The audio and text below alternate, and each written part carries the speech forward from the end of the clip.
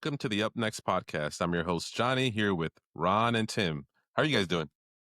Doing good. Yeah, can't complain. Doing good. It's been a slow week in AI this week. Maybe we start maybe we start with OpenAI's new image generation tool. Have you guys used it? I'll be honest, I haven't. I've just seen the 6,000 pictures that you've sent and then the tweets about how it's like melting GPUs and stuff because people are going so crazy. But yeah, I actually haven't even jumped on there and played with it yet.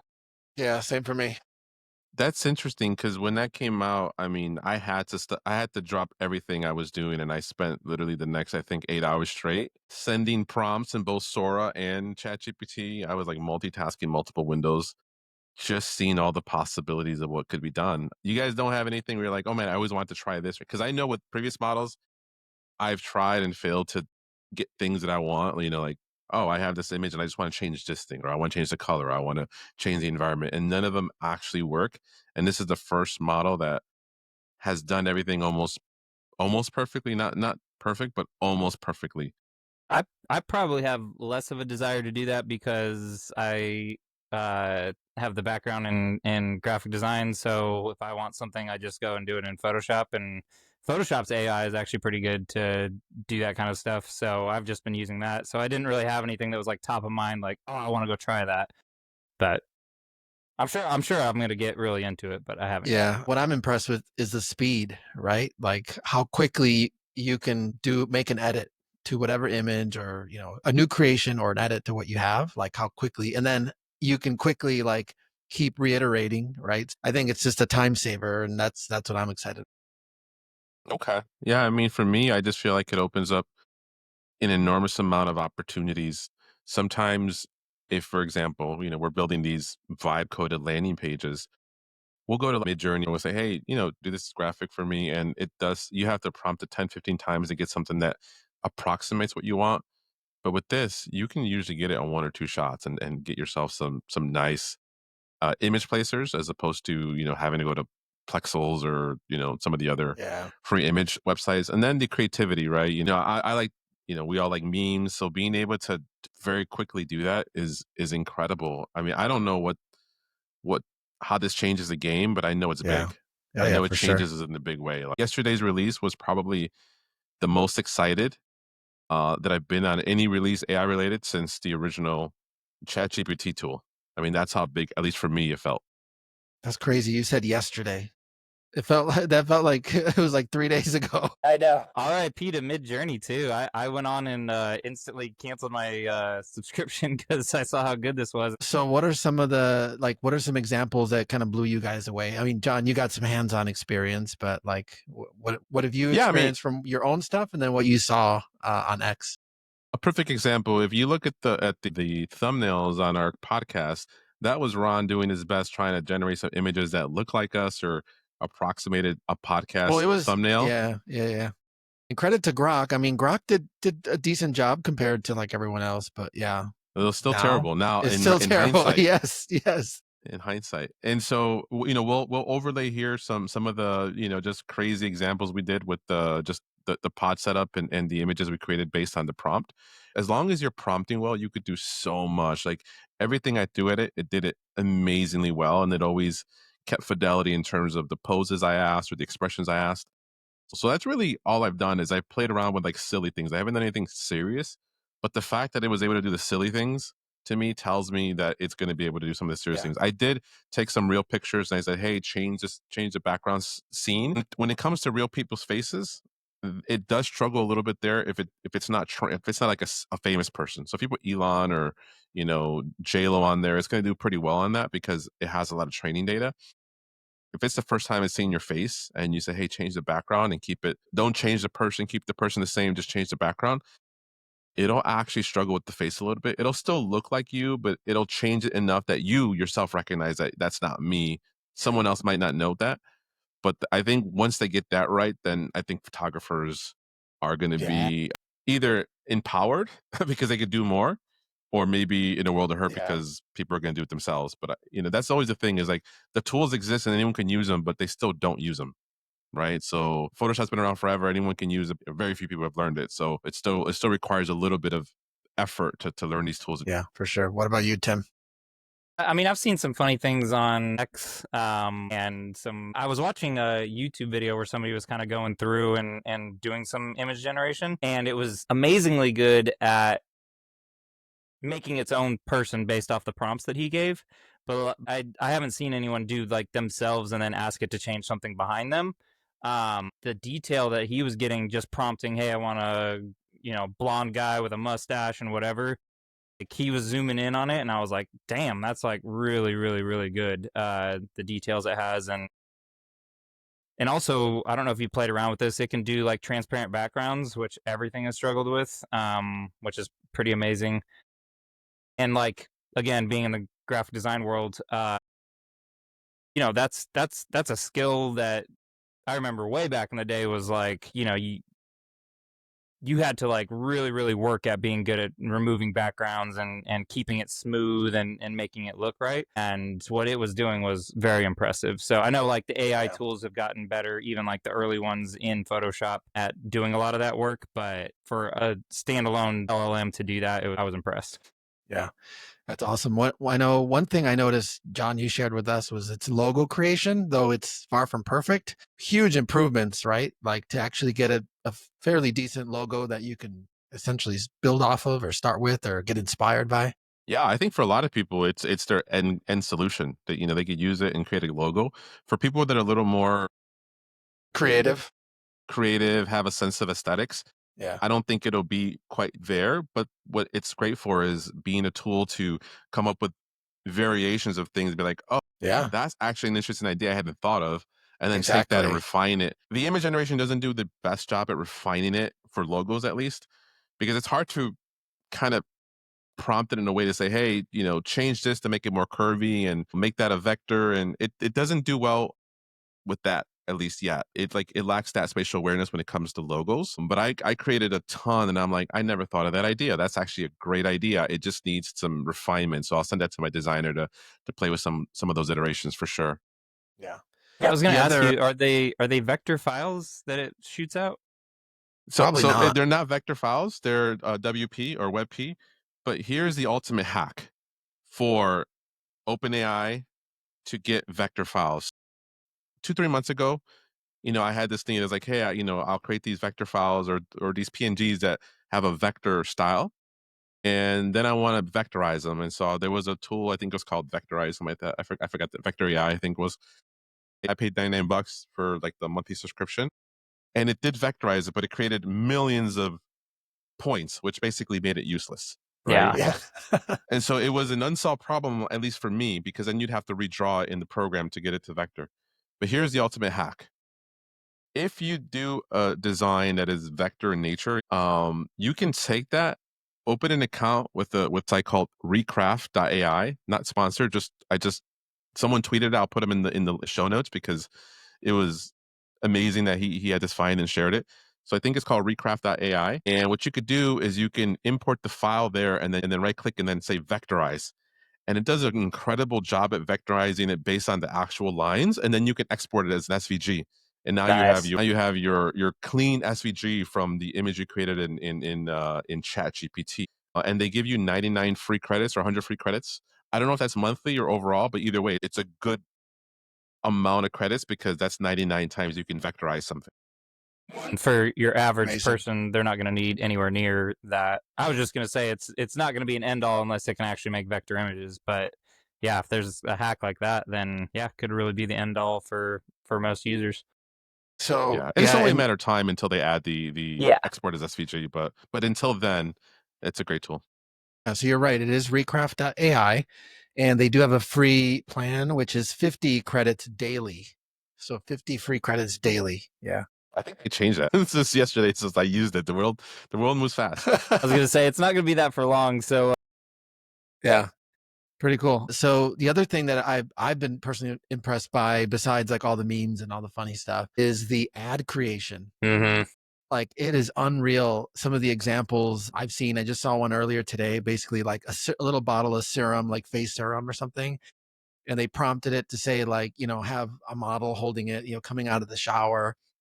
And it is like incredibly like realistic. Like you would think it's, it's an actual picture, but just mind blowing what people are doing with products in particular. And I wonder, like, what are companies are going to have to implement that, and what does that do to these like marketing departments, right? With these graphic designers and creatives, like, not my world, but just Or curious even what the kind of. models. There's no need Yes, for models anymore. definitely, definitely. I agree with that. And then how about John? I don't know if you, I know you were kind of experimenting with it on the Studio Ghibli style that has gone crazy viral. Yeah, Did you guys see that? I had the same question for you guys. Is what do you guys think of this? So the whole like copyright infringement thing, where it's this guy who spent his whole life creating this style, and they go through this painful process to animate these characters and draw them out, and now all of a sudden ChatGPT could anyone could do it in an instant. It's both kind of sad for artists, but at the same time, I always say with AI and technology, you unfortunately can't stop the train. The train's going to go with or without you.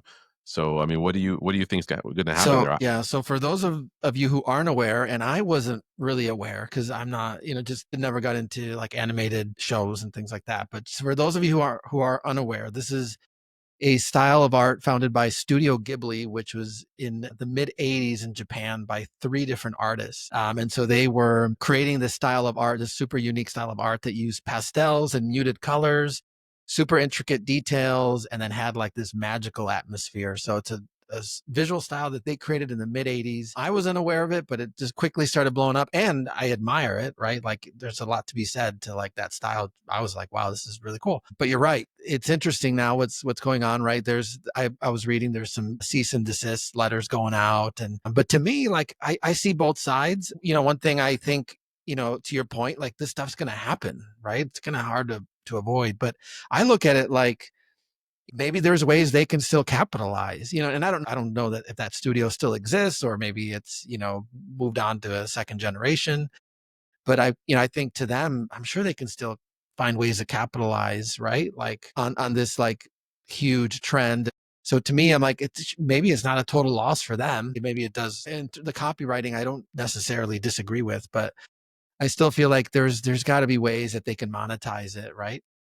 I do feel like for people like that, the money is not the thing that they are ultimately fighting for, right? They do make money. They got employees and they got to pay them. But I don't think for them it's like, oh, how can we make as much money as possible? It's more about protecting the art and the craft and the IP that they spent so many years painstakingly creating and honoring, right? Like the amount of work it took to do what they've done is incredible. If you watch the documentary on the Studio Ghibli, it's incredible what they did.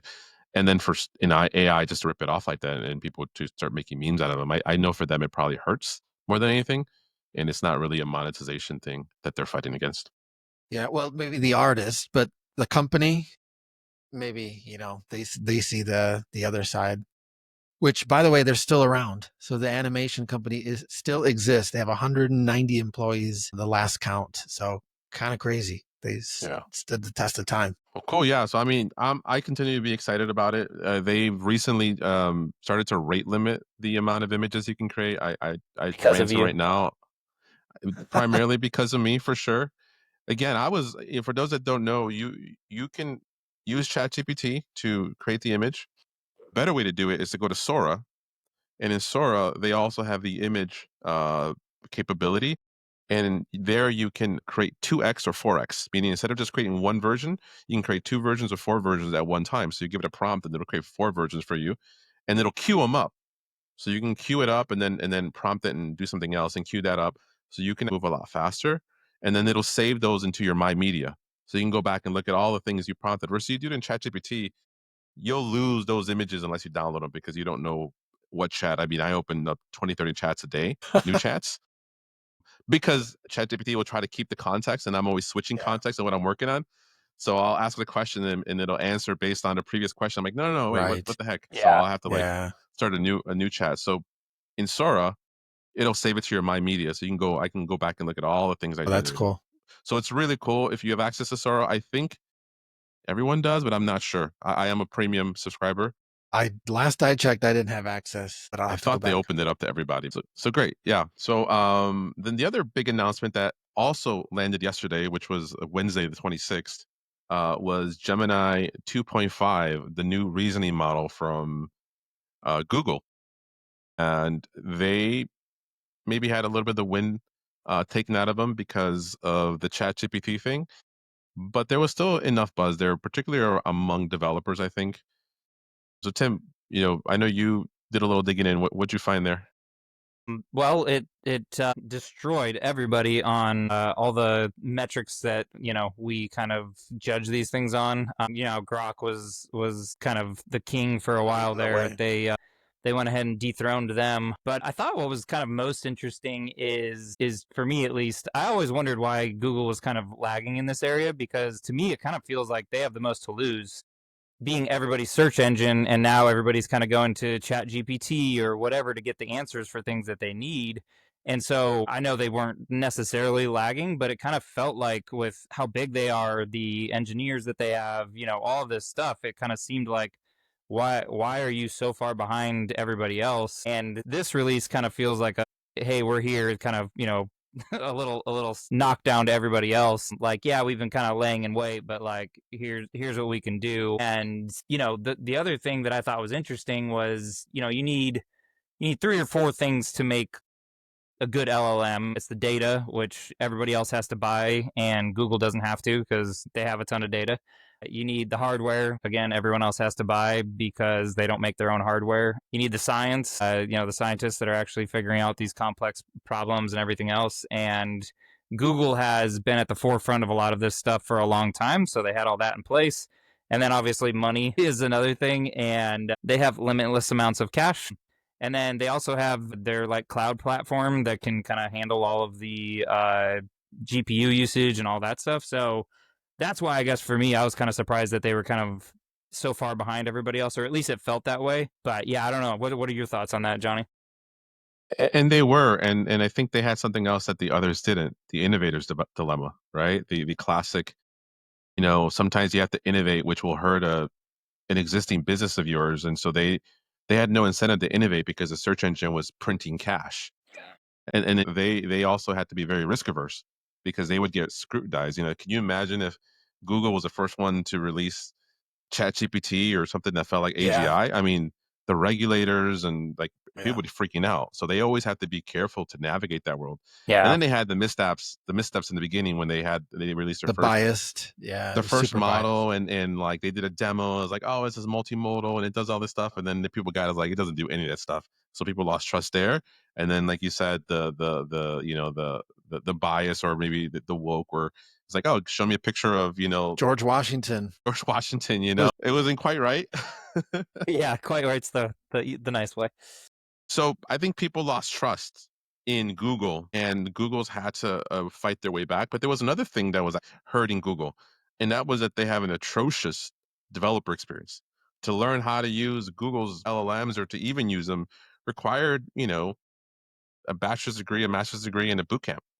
Right? It wasn't easy to get in there and figure it out. Now they've made some improvements. They've released the AI.dev, AI Studio, to make it a little better, but it's still not as easy as ChatGPT or Anthropic are to get started. I mean, today, for example, I was like, "Yeah, I want to use Gemini 2.5 with Klein, right?"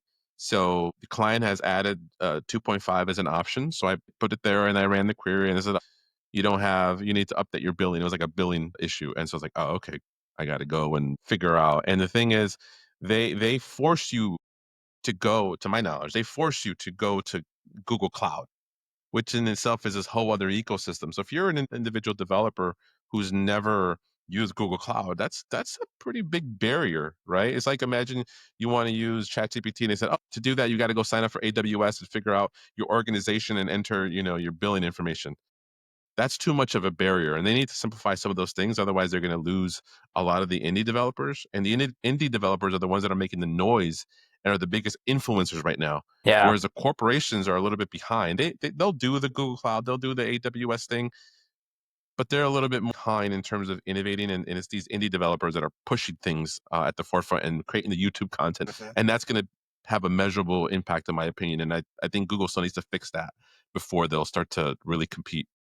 Yeah, the other thing that I thought was pretty interesting is they are like 50 to 60 times cheaper than like Claude, which is pretty amazing. Obviously, we don't know what 2.5 is going to be yet. They haven't announced what the pricing is, but if they're anywhere near what they were on their other models, it's going to be significantly cheaper. So that's interesting and could be, helpful without all those barriers to entry.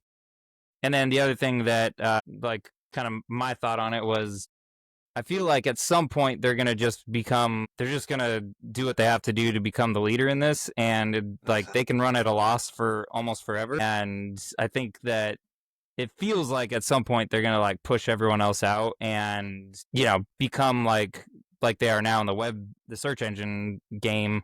There's other search engines out there, but do you use any of them? No. So I'm kind of curious on if that's going to end up happening here, if they're just going to be like, hey, we got to stay number one. So we got to do whatever we got to do to push these other guys out. So that'll be interesting to see. I honestly don't know. I mean, everyone keeps wanting to count OpenAI, and they make great arguments. They don't have a business that can that cash flows that can support the race to the bottom or subsidy the LLM and all the processing that this requires. And Google, in my opinion, no longer has sort of that, like, who's the guy at Google? Is it Sundar? Is it Larry Page? Is like who's the guy? Who's the person driving it? They're like ran by committee in terms of their leadership, and they've done great stuff. Again, they have great talent. They have all the data, like you said. They have everything needed. I just I'm just not sure. Like, I'm just not sure they're going to pull it off because they still got to protect their existing business. They got to figure out how to translate or migrate from an old business model to a new business model. And that cash cow, they're going to have to sacrifice that to go to a new model. And if they try to introduce ads there, people are not going to go there. So they got a lot of things to figure out. It's not going to be an easy road for them. And the other thing is that being the best model is only useful in certain cases. Like, for most things people are doing, it's better to be fast. It's better to be cheap, and there are a lot of options for cheap and fast models, including Llama from Meta. And don't count Meta out either in this game. So I think, for example, I took the Gemini model and I said, put it in Klein. I want to put it through its paces, see what it can do. Very early, very likely user error. But in the first two things I did, first of all, I had an application, I had context, the system brief, everything. I tried it and it broke my app, unrecoverable. So I had to go back. Okay, let me create a new app with it. Couldn't get it to run. So I don't know exactly. Again, it could be user error. I mean, I am a developer. I've set it up the same way for Anthropic and other things, and that worked fine. Gemini 2.5 for some reason did not work well. I think it struggled more with because if you're a developer, you always want to use the latest frameworks, or at least a lot of them do. I always want to use the latest frameworks because they always have the new features that I want to check out and use. When you're prompting an LLM, if you're a vibe coder, you don't even know that. So you just vibe code, say, I want this, this, and that. And it more than likely uses older framework or library that's more stable, has more documentation, right? So when you get your output, you're like, does exactly what I want, but it's using usually an older set of frameworks. When I'm setting up my context and my rules, I'm always saying use this version because I know those are the latest versions. That's what I want to build Yeah. upon. Yeah. And oftentimes they struggle with that, but you usually they'll get around it. Google really struggle with that. And so I don't know if they have another training window. Not exactly sure what's going on. Again, I'll give them the benefit of the doubt and say it's user error in the scenario where you're using a client set up to Gemini 2.5 in an agent workflow model. And I was not able to get it to work and do the things I wanted to do yet. So I'll report back on the next episode. But so far, Sonnet 3.7 is still, at least for me, the king. Expensive, but still the one that gets the job done. Do you think it has anything to do with it being kind of like a reasoning model and they kind of hallucinate and gaslight themselves into doing weird things when it comes to coding? I don't know. It did really well on the metrics, Yeah, right? true. Again, the evals that they do, and that's why I don't always trust the evals because sometimes people score really well on evals, but in practice, it doesn't always translate. Yeah. So yeah, I have more to report, but early first day impression is that I haven't been able to get it to do anything useful yet. I think if you're in AI Studio and you're prompting in there and you're doing everything there, and then you copy it out of there and put it into, maybe it'll do better there because that's what the examples I've seen on YouTube are doing. They're doing everything inside of the AI Studio and then copying it out or using their sort of their built-in canvas. I want to do it from an editor, and maybe there's some integrations that steps that need to be done by Klein that we don't see, and they were just trying to get it out.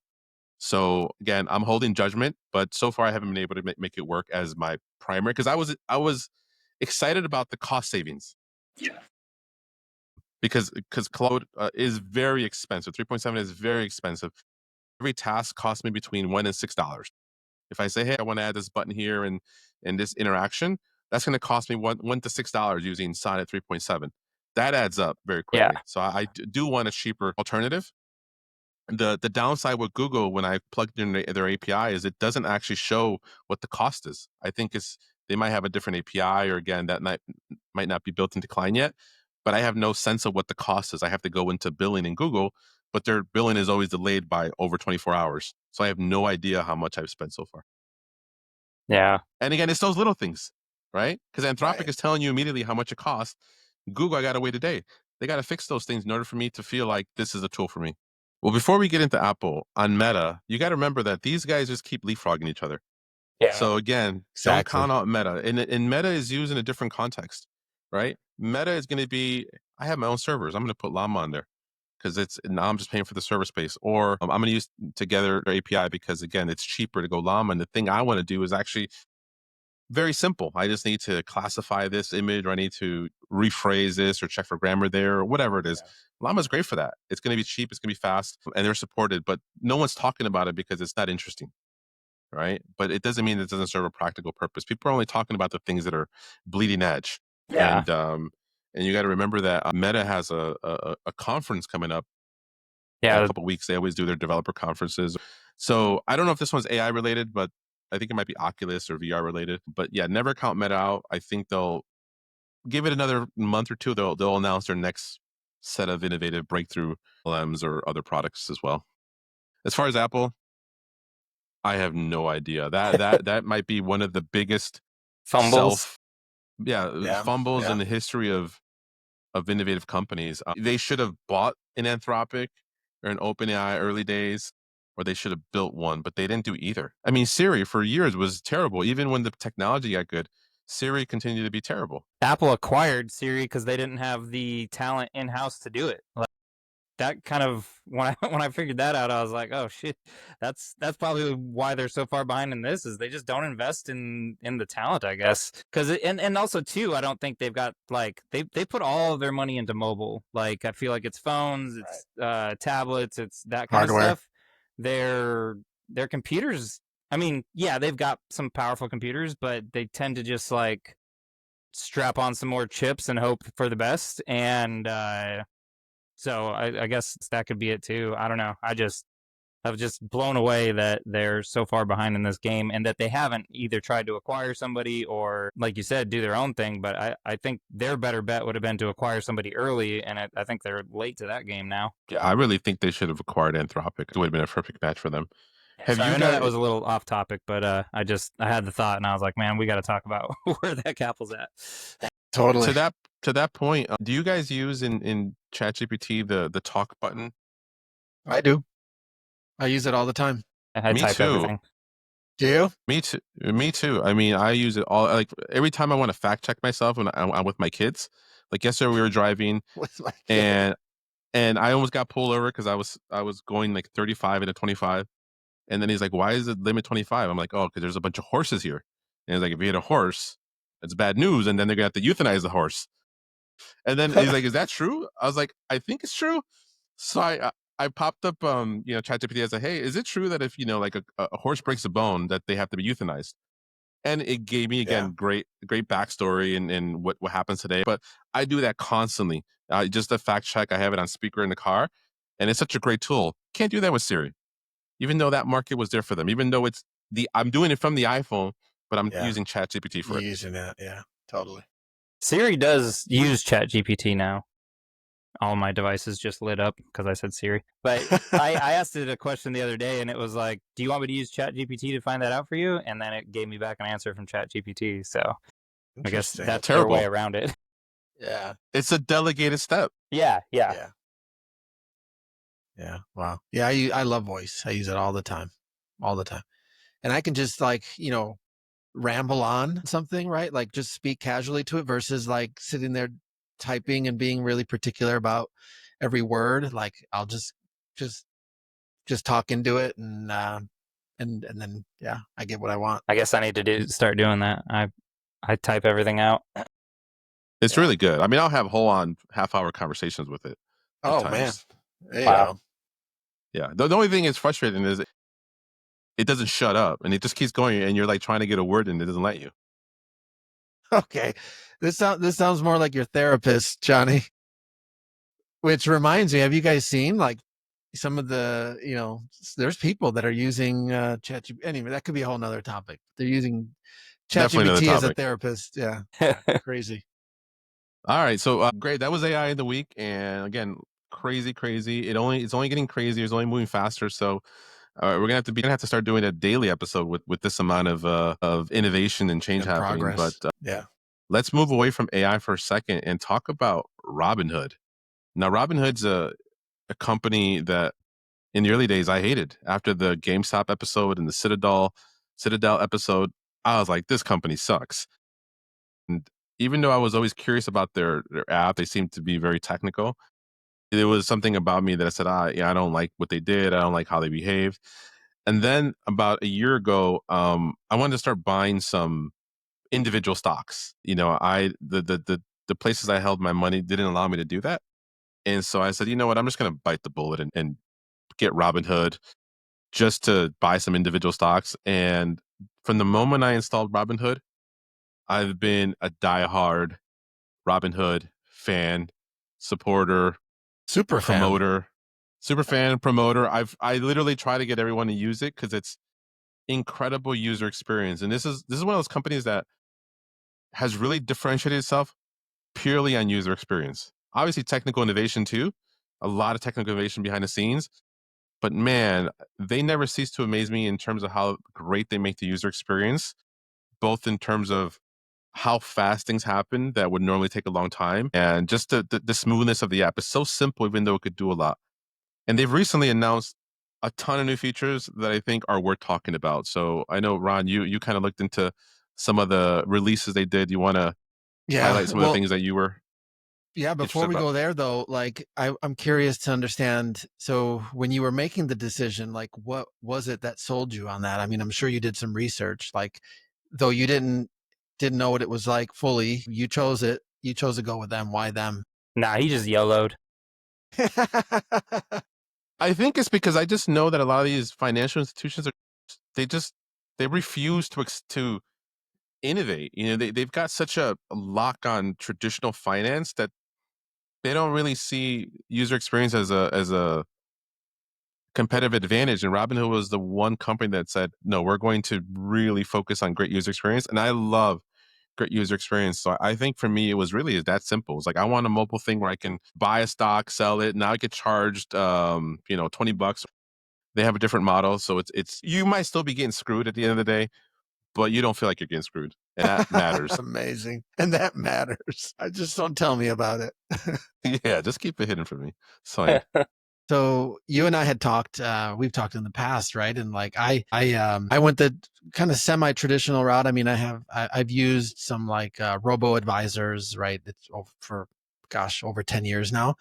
But for individual stocks, I went the traditional route. I went with a couple buddies. They said, I use E-Trade, it does the job. And so that's what I went with. And yes, when you talk about Robinhood and their user experience, I laugh and I kind of cry inside because E-Trade, right, which is I think owned by Schwab at this point, it's just gosh, you would think you logged into your account like 20 years ago or 25 years ago.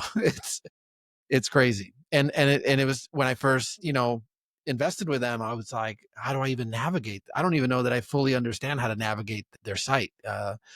I just know like the two or three places I need to navigate to, and that's all I do, and that's what I've been doing for years. Anyway, you've talked a lot about Robinhood in the past, and yeah, just looking at and I agree. Like I had the same feeling about them early on. I had some friends that had never invested, but they invested because of Robinhood, but it felt kind of scummy, right? It felt like really shallow. They were like, oh, they were just trying to like become day traders.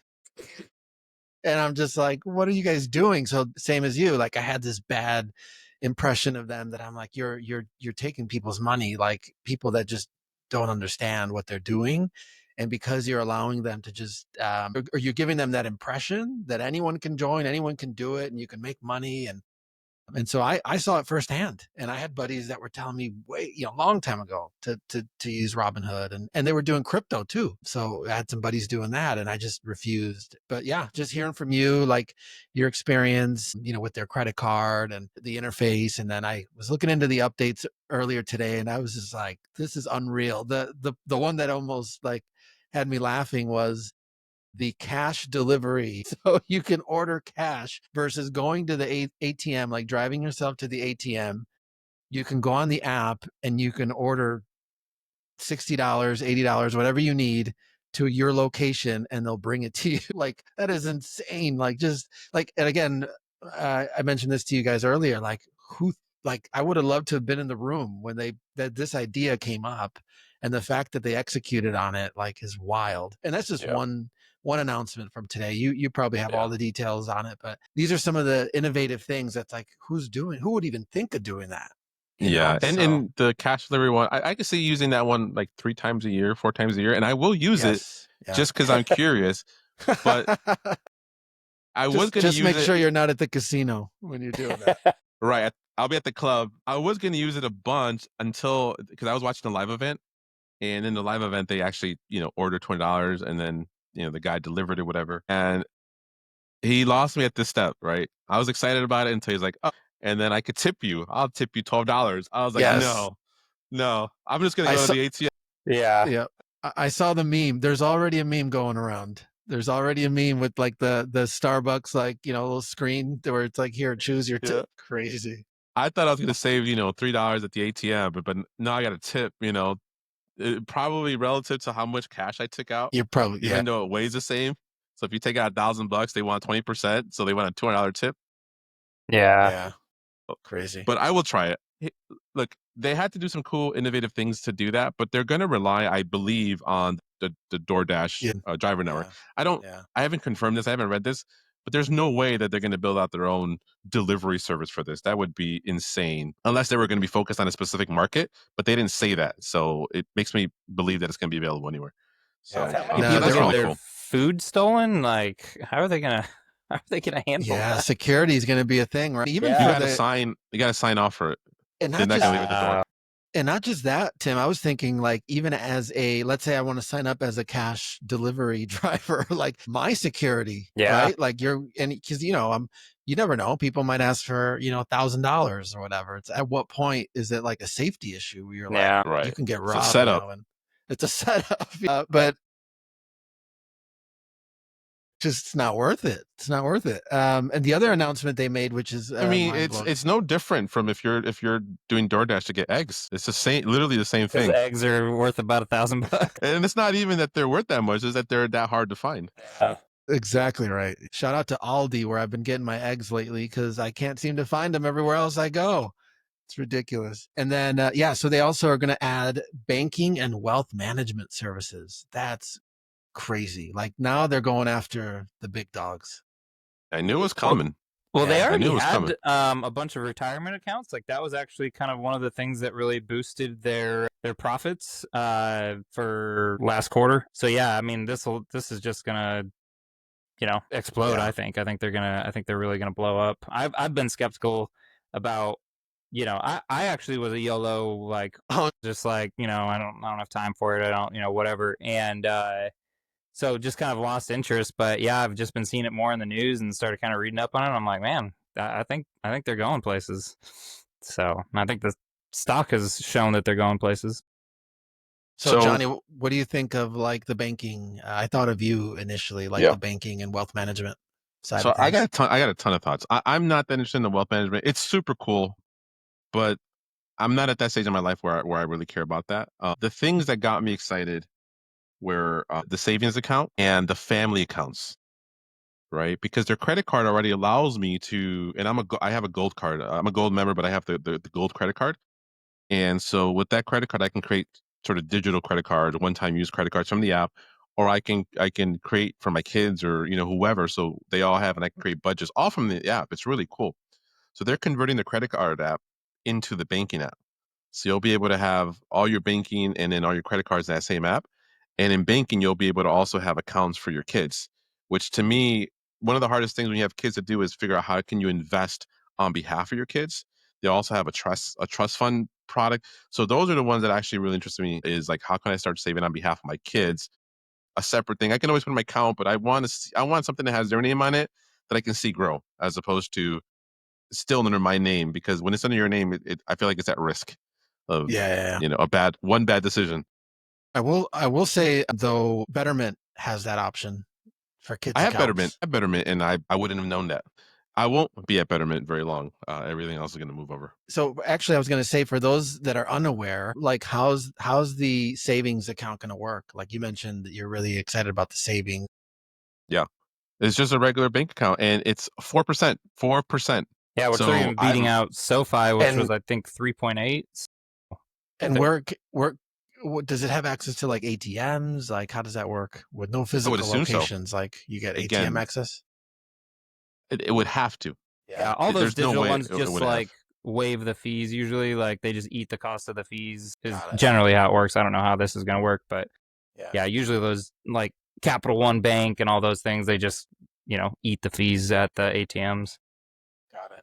Got Look, it. I have an MX. I have a Chase Sapphire. I have a Capital One's reward card.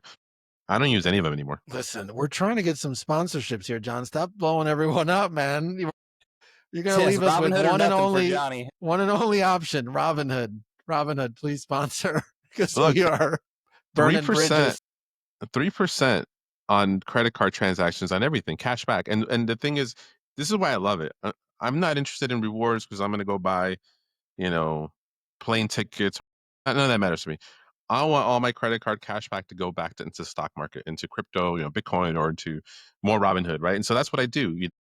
Once a week, I'll go in there and I'll transfer my rewards into my stock account and immediately buy something, right? So that's really cool. The other thing that they announced was making it easier to do options trading. So you could do options trading today, but it's a bit hard if you don't know this stuff, right? So I've wanted to do it, but I'm always like, oh, I don't want to be on the wrong end of a trade. So they're going to be introducing these really cool guided walkthroughs to do some more options trading, because I do want to do that just to learn. More than anything, I want to learn. I want to understand how that works. Um, and then the other thing is they're going to have something where anytime a stock moves, I don't know if it's a stock you own or a stock you subscribe to. You know how like, well, you don't know, but today on Robinhood, if Robinhood moves up 5%, I'll get a notification. If Bitcoin moves down or up, I'll get notifications. Hey, this has moved this percent or is now above this amount. And then me and Ron Alerts. will text me like, shit, this is up or down. What happened? And we're Googling and looking for what happened. They're going to basically include that information in the Robinhood app and tell you exactly That's why cool. the price is changing that day. And it will be AI generated, but it'll be they say it won't be hallucinations because they're apparently going to like also review it to make sure it's all accurate. So that's a really cool feature as Wow. well. Yeah. That's super cool. Saves a ton of time. Yeah. Awesome. To your point, trade was the Robinhood of Right. 1995. Yep.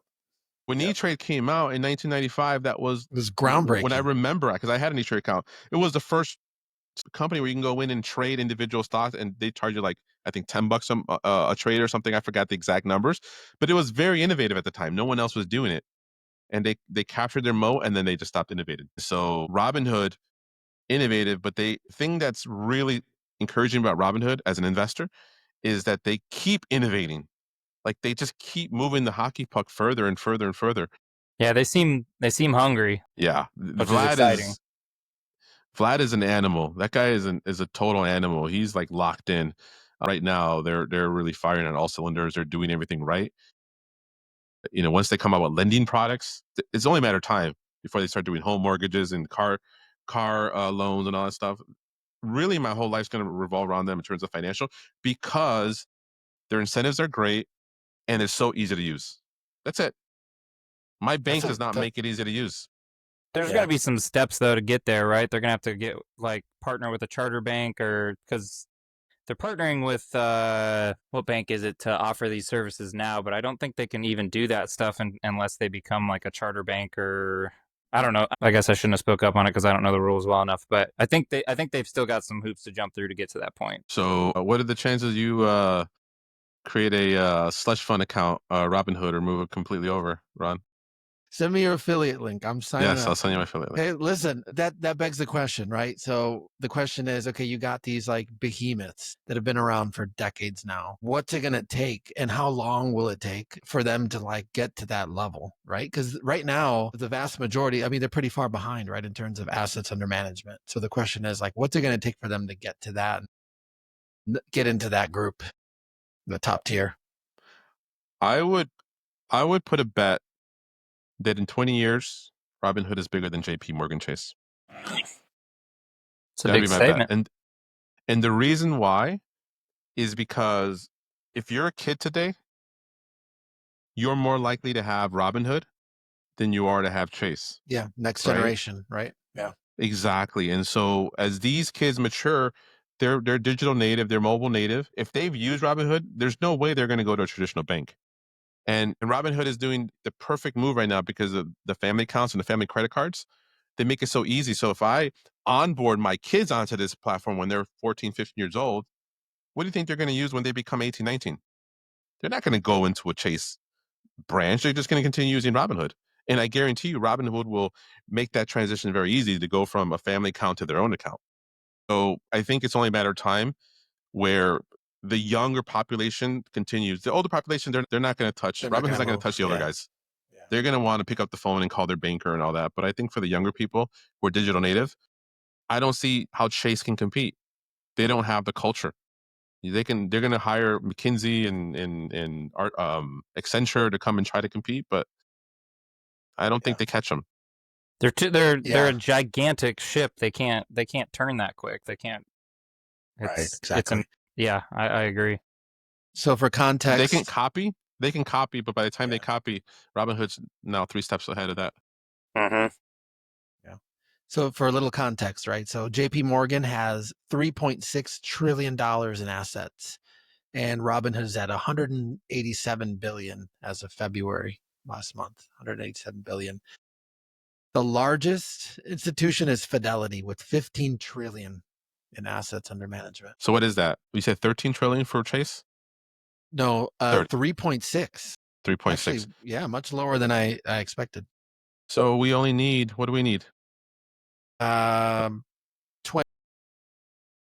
20 something X in 20 years? Yeah, that's a piece of cake. Yep, 20x. They doubled their a number of gold card, more than doubled in the last year. And I think that's only going to increase at that rate. They have 3 million people, I think, on the wait list for their gold card, Wow. and only 100,000 so far are on it. I think they're supposed to release another 100,000 in the next month. But yeah, there's a lot of demand, but they have to still, Yeah, yeah. like, I think the credit card is such an innovative product that they have to be careful that they don't make some mistakes there. But I mean, I've loved the credit card program. I can go and make a $2,000 purchase, for example, at 3%. I'm going to get back $60. I can immediately, the moment I make that purchase, I get a notification that says, "Oh, you got this 600 points or whatever."